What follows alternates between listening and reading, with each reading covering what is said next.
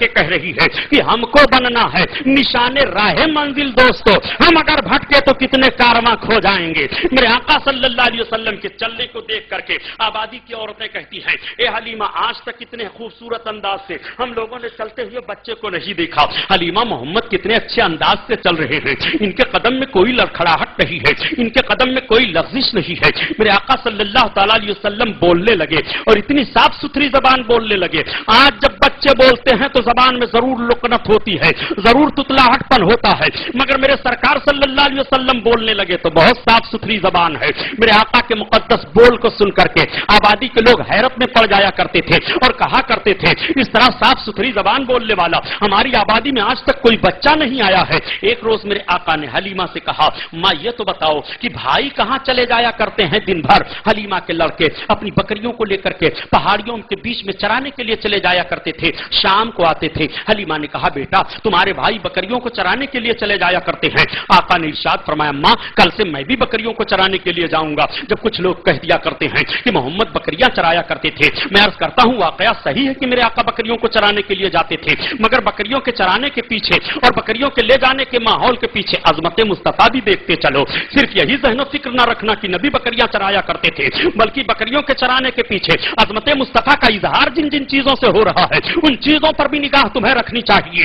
آقا کریم صلی اللہ تعالی علیہ وسلم سے حلیمہ سعدیہ نے کہا، بیٹا ٹھیک ہے۔ اب جب شام کو حلیمہ کے لڑکے آئے تو حلیمہ نے اپنے لڑکے سے کہا، بیٹا جب کل تم بکریوں کو لے کر کے جانا چرانے کے لیے تو اپنے حجازی بھائی محمد کو بھی ساتھ میں لیتے جانا۔ چنانچہ میرے آقا صلی اللہ تعالی علیہ وسلم تیار ہو گئے، صبح کا سفیدہ پھیلا، حلیمہ کے لڑکے تیار ہو کر کے کٹ گھرے سے بکریوں کو نکالتے ہیں اور ہانکنا شروع کرتے ہیں تو بکریاں اپنی جگہ کو نہیں چھوڑ رہی ہیں، ساری بکریاں کھڑی ہیں۔ حلیمہ کے لڑکے ڈنڈے مارتے ہیں مگر بکریاں نہیں بھاگ رہی ہیں۔ حلیمہ کے لڑکے عاجز ہو کر کے کہتے ہیں، امی جان آج تو یہ بکریاں چل ہی نہیں رہی ہیں، میں ان بکریوں کو مار رہا ہوں مگر یہ بکریاں اپنی جگہ نہیں چھوڑ رہی ہیں۔ حلیمہ نے غور سے دیکھا اور دیکھنے کے بعد کہا، بیٹا محمد کے آگے آگے بکریاں نہیں چلیں گی، تم لے کر کے انہیں آگے ہو جاؤ پھر بکریاں چلیں گی۔ اب ذرا ملاحظہ کرو، ان جانوروں کو بھی معلوم ہے کہ یہ سید المرسلین ہیں، ان کے آگے آگے نہ چلو، یہ نبی کونین ہیں، ان کے آگے آگے نہ چلو، یہ بشیر و نذیر ہیں، ان کے آگے آگے نہ چلو، یہ رحمت للعالمین ہیں، ان کے آگے آگے نہ چلو۔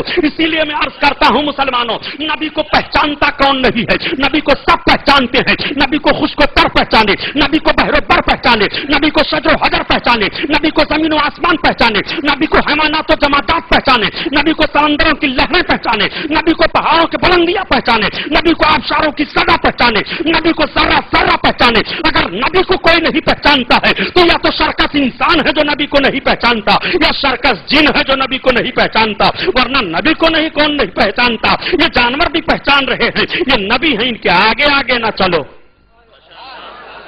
درود شریف پڑھ لو، اللہم صلی علی سیدنا محمد معدن الجود والکرم وعلی آلہ وبارک وسلم، صلاۃ و سلام علیک یا رسول اللہ صلی اللہ تعالی علیہ وسلم۔ درود شریف اور پڑھو، اللہم صلی علی سیدنا مولانا محمد معدن الجود والکرم وعلی آلہ وبارک وسلم، صلاۃ و سلام علیک یا رسول اللہ صلی اللہ تعالی علیہ وسلم۔ بس دو جملے اور آپ سن لو۔ میرے آقا صلی اللہ تعالی علیہ وسلم، اللہ اکبر، میرے آقا کا مقدس بچپن ہے۔ جب بچپن کا یہ حال ہے تو جوانی کا حال کیا ہوگا؟ ناک نبی کونین کے آگے آگے بکریاں نہیں چل رہی ہیں، جانوروں کو معلوم ہے یہ سید المرسلین ہیں، اور یہ کیسے آپ نے ذہن دے دیا کہ امتی نبی سے عمل میں بڑھ سکتا ہے؟ معاذ اللہ، یہ جملہ میں اپنی طرف سے نہیں کہہ رہا ہوں، ان لوگوں کے لیے لمحہ فکریہ ہے جن کے مولوی نے اپنی کتاب میں لکھا ہے کہ بسا اوقات امتی عمل میں نبی سے بڑھ سکتا ہے۔ اس جملے کو نوٹ کر کے تم جاؤ، تمہارے لیے لمحہ فکریہ ہے، بھرپور غور کر کے فیصلہ دو، یہ ایمانی بولی ہے کہ شیطانی بولی ہے؟ یہ نبی کی سیرت بیان کر رہے ہو کہ نبی کی توہین کر رہے ہو؟ میرے آقا کو پہچانتا کون نہیں ہے؟ میرے آقا صلی اللہ علیہ وسلم نے اعلان نبوت فرما دیا۔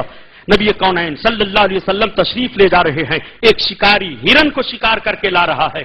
جیسے ہرن نے دیکھا نبی آ رہے ہیں، ہرن جانور ہے، جیسے نبی کونین کو دیکھا اس نے رونا شروع کر دیا، اپنی زبان میں کہنا شروع کر دیا۔ نبی نے فرمایا، شکاری ٹھہر جا۔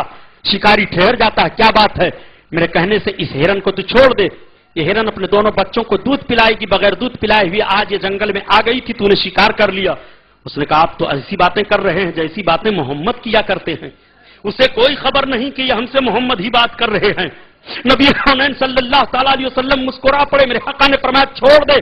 کہا یہ شکار میں نے کیا ہے, کہیں شکار بھی چھوٹ جانے پر شکاری کے ہاتھ میں آتا ہے. میں کہتا ہوں, میں ضمانت دیتا ہوں, یہ شکار تجھے مل جائے گا, میرے کہنے پر چھوڑ دے. اس کو بات کا اثر ہو جاتا ہے, اس نے شکار کو چھوڑ دیا. میرے آقا صلی اللہ علیہ وسلم سے اور باتیں کر ہی رہا ہے. ہرن گئی, اپنے دونوں بچوں کو دودھ پلایا جلدی جلدی, اور دودھ پلا کر کے وہ واپس آنے لگی. بچوں نے اپنی زبان میں روک لیا, ماں ٹھہر جاؤ, کیوں جا رہی ہو؟ ماں نے کہا میرے بچوں, اگر میں نے کسی اور سے وعدہ کیا ہوتا تو وعدہ کو توڑا جا سکتا تھا. میں نے اللہ کے رسول سے وعدہ کیا ہے, میں شکار بنا لی گئی ہوں. اب تمہارا حافظ خدا ہے, میں نے تمہیں دودھ پلا دیا, مجھے جانے دو. دونوں بچے بھی پیچھے پیچھے ماں کے چلے آ رہے ہیں. نبی کونین صلی اللہ تعالیٰ علیہ وسلم کی نگاہ نبوت پڑتی ہے. آقا فرماتے ہیں او شکاری, وہ دیکھ تیرا شکار آ رہا ہے. تو نے ایک جانور کو شکار کیا تھا, دو دو اور آ رہے ہیں. اس نے کہا آپ محمد لگ رہے ہیں. میرے آقا مسکرا پڑے, کہا اب اس کو شکار میں باندھ لوں گا, پہلے مجھے کلمہ پڑھائیے, اسلام میں داخل کر لیجئے. میرے آقا نے کلمہ پڑھایا, اسلام میں داخل فرما لیا. میں آپ سے پوچھنا چاہتا ہوں, یہ نبی ہرن کی بولی سمجھ رہے ہیں. نبی کونین صلی اللہ علیہ وسلم تشریف فرما ہے, صحابہ کی جماعت بیٹھی ہوئی ہے. تب تک چھوٹے چھوٹے پرندے چہچہانے لگے, وہ گھوم رہے ہیں, چہچہا رہے ہیں. اللہ کے رسول نے نگاہ نبوت اٹھا دی, ارشاد فرمایا اے میرے صحابہ, جانتے ہو یہ پرندے مجھ سے کیا کہہ رہے ہیں؟ صحابہ نے عرض کیا اللہ اور اللہ کے رسول جانے. آقا نے فرمایا یہ پرندے مجھ سے کہہ رہے ہیں کہ تمہارے بچے ان پرندوں کے گھونسلوں کو اجاڑ دیا کرتے ہیں, کھلونا بنا لیا کرتے ہیں. تم اپنے بچوں کو روکو, کسی پرندے کا کوئی بچہ گھونسلہ نہ اجاڑنے پائے. رسول کونین چڑیوں کی فریاد کو سن رہے ہیں, پرندوں کی بولی سمجھ رہے ہیں. میرے آقا صلی اللہ علیہ وسلم بیٹھے ہوئے ہیں. تب تک ایک صحابی حاضر آئے, عرض کرتے ہیں یا رسول اللہ میرا اونٹ پاگل ہو گیا ہے. آخر میں پوچھنا چاہتا ہوں, صحابی کو یہ کہنے کی ضرورت کیا تھی یا رسول اللہ میرا اونٹ پاگل ہو گیا ہے؟ صحابی کا تو ذہن ہے کہ یہ نبی ہیں, انہوں نے کلمے کی دعوت دے دی ہے, ہم نے کلمہ پڑھ لیا ہے. نبوت کے لیے یہ ضروری نہیں ہے کہ اونٹ ہمارا پاگل ہو جائے تو ہم نبی سے کہنے کے لیے جائیں. نبی کے لیے یہ ضروری نہیں ہے کہ ہرن پر مصیبت آ جائے تو ہرن اپنی فریاد کو پیش کرے. نبی کے لیے یہ ضروری نہیں ہے کہ نبی چڑیوں کی فریاد کو سنا کرے. میں آپ سے پوچھنا چاہتا ہوں, ذرا دیکھو میرے آقا کی خوبیوں کو. نبی کونین صلی اللہ علیہ وسلم کی بارگاہ میں جب صحابی نے عرض کیا یا رسول اللہ اونٹ پاگل ہو گیا ہے, میرے آقا باغ میں تشریف لے جاتے ہیں. باغ میں اونٹ تھا, جیسے نبی کونین پر اونٹ کی نگاہ پڑتی ہے, بلبلاتا ہوا بھاگا آیا. صحابی نے عرض کیا یا رسول اللہ ایسا نہ ہو, اونٹ آپ کو تکلیف دے دے. آقا فرماتے ہیں ایسا کچھ نہیں. اونٹ آتا ہے, اپنے منہ کو سرکار کے پاؤں شریف پر رکھ دیتا ہے اور بلبلانے لگتا ہے. میرے آقا ارشاد فرماتے ہیں میرے صحابی یہ پاگل نہیں ہوا ہے, یہ اونٹ مجھ سے کہہ رہا ہے کہ اللہ کے رسول میں پاگل نہیں ہوں, میرا مالک مجھ سے کام زیادہ لیتا ہے اور خوراک مجھے کم دیتا ہے, میری طاقت کم ہو گئی ہے.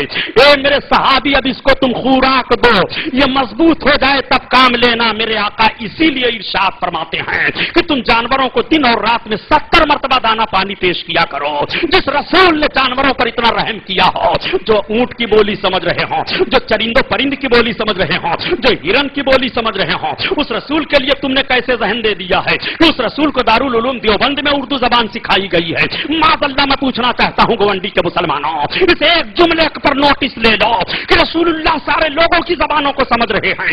اسی لیے تو اعلیٰ حضرت عظیم البرکت فرماتے ہیں مرد مومن تو اپنے نبی کی شان کو جاننا چاہتا ہے. تیرے نبی کی شان کا حال تو یہ ہے کہ بس میرے مولا کی ہے بس یہی شان عظیم, اور جانور بھی کریں جن کی تعظیم, اور سنگ کرتے ہیں ادب سے تسلیم, اور پیڑ سجدے میں گرا کرتے ہیں. اللہ اللہ, اپنے نبی کی خوبیوں کو دیکھو. جو نبی ایسی خوبیوں کے مالک ہیں, اسی نبی کے نواسے نے کربلا کی سرزمین پر 10 محرم کو شہادت کا جام نوش فرمایا تھا اور یہ پیغام دیا تھا اے میرے نانا کی امتیوں, عظمت مصطفیٰ پر مر مٹنا یہ تم اپنی زندگی کا شعار بنا لینا. نبی کی محبت ہی ایمان ہے اور نبی کونین ہی کی محبت پر نجات ہے.